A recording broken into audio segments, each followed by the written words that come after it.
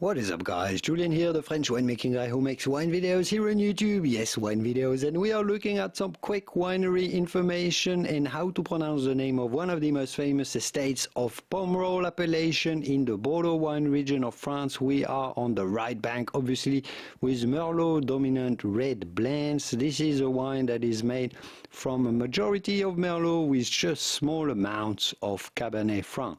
This chateau, as you've seen, is somewhat similarly named as the famous Château Latour first growth of Pauillac, but this is not Château Latour, this is Château Latour à Pomerol.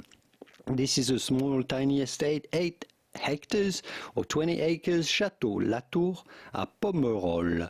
It'd be fine to say Château Latour à Pomerol, Château Latour à Pomerol. Typical French pronunciation, Château Latour à Pomerol. Here are more videos if you want to learn more about Bordeaux wines, learn more about wine in general. You are on the right channel. This is what we do here. I'll leave you to it and I will see you soon in the wonderful world of wine. Au revoir. Bye bye.